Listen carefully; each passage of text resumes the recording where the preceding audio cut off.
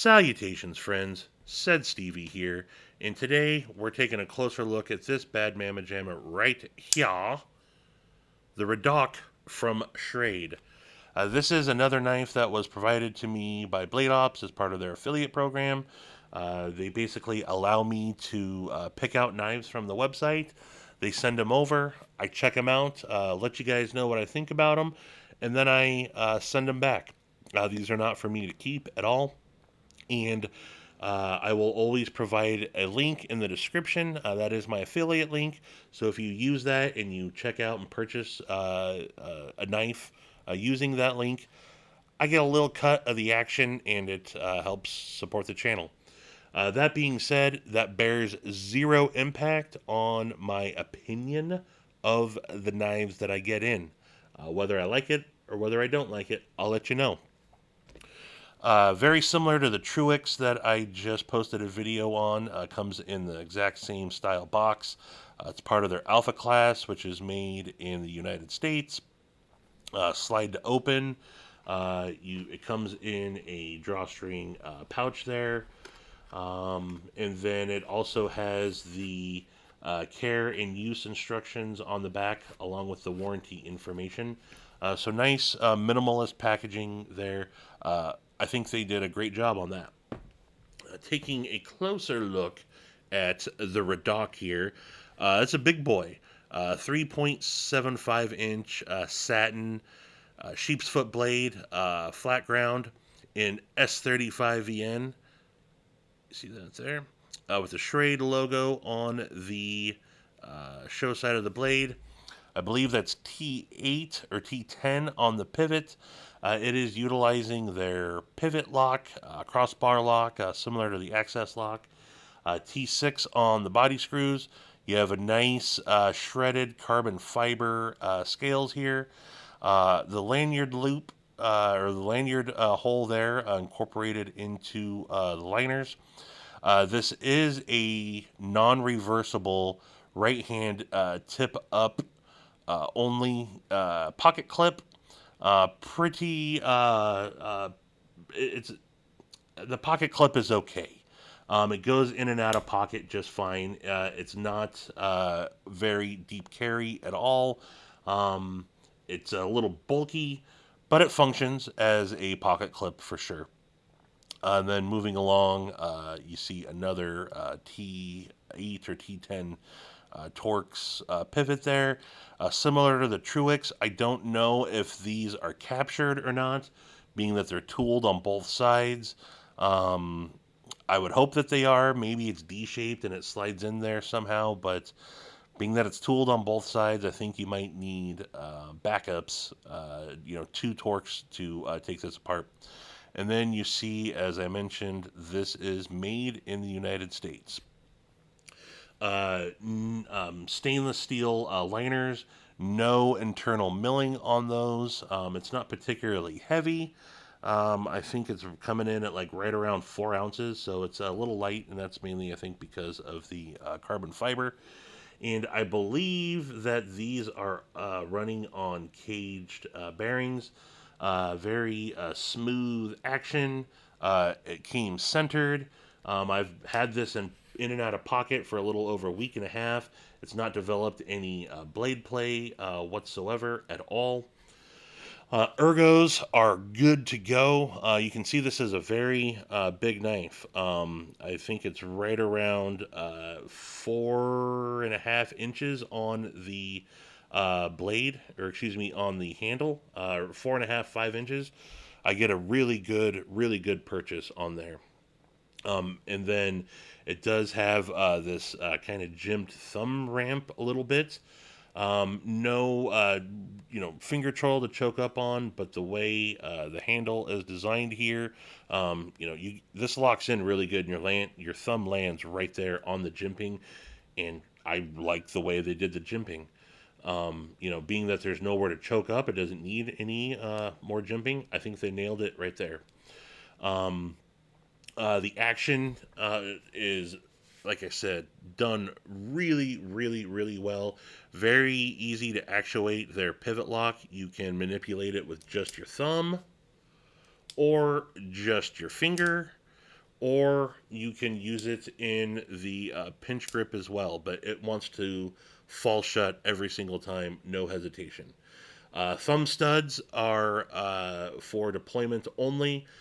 Very well, I just buggered it up right there, but very easy to access. The thumb stud snaps right out, and then you can even give it a middle finger flick. Very fidgety, very similar action to the Truix. Very, very, very similar in that sense. But I'd say the action is good to go.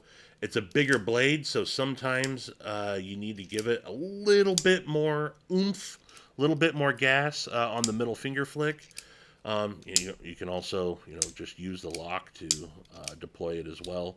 So many ways to deploy. Good to go.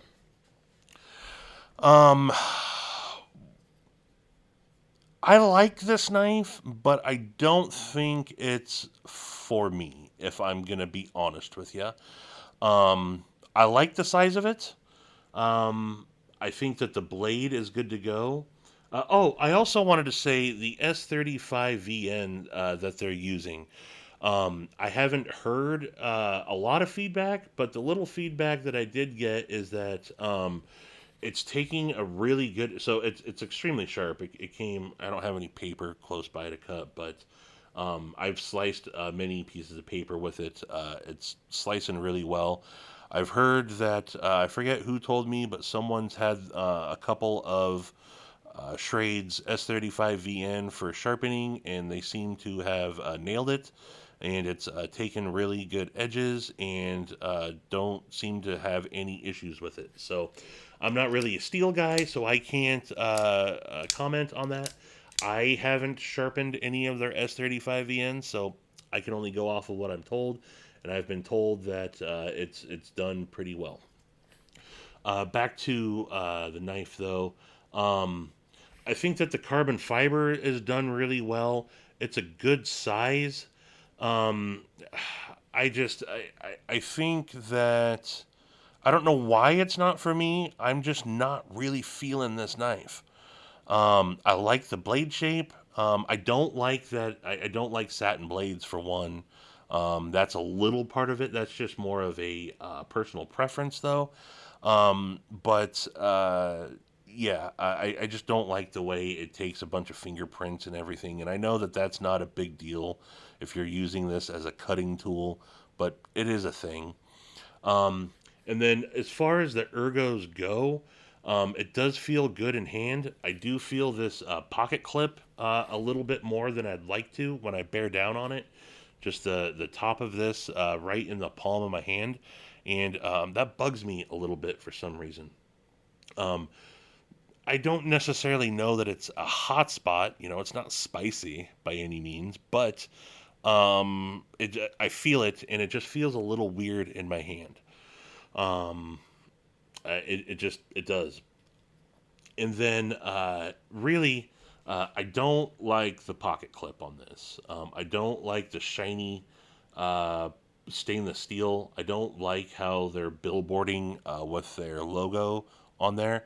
I wouldn't have any problem if they just had it on there, but they already got the Schrade logo on there.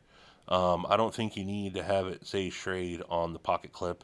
And then the pocket clip itself is just a little goofy.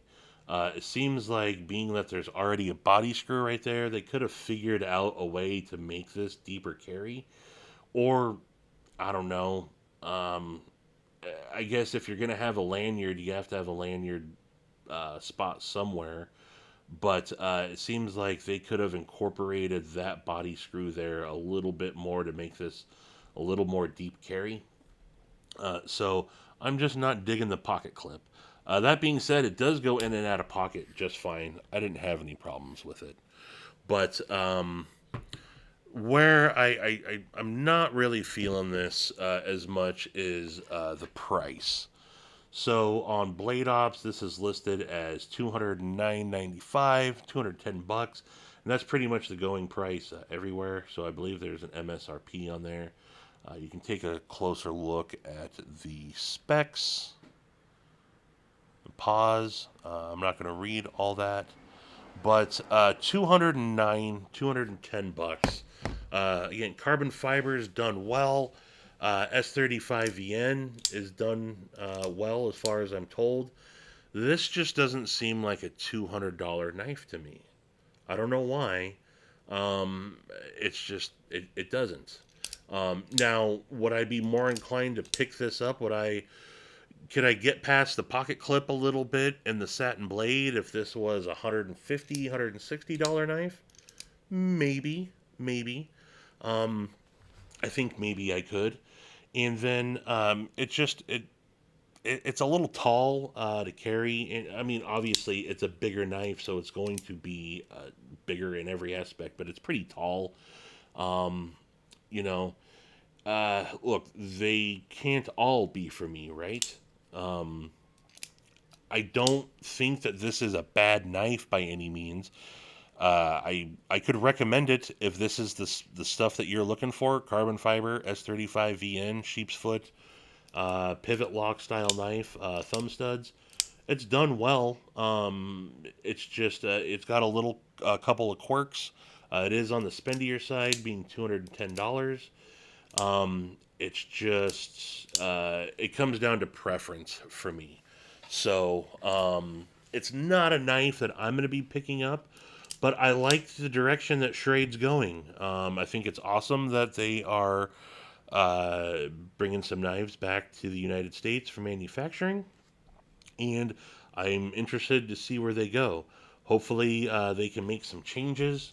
I again, I understand wanting to make it say made in the USA, being that it is made in the USA, but I think it's just a little billboard happy.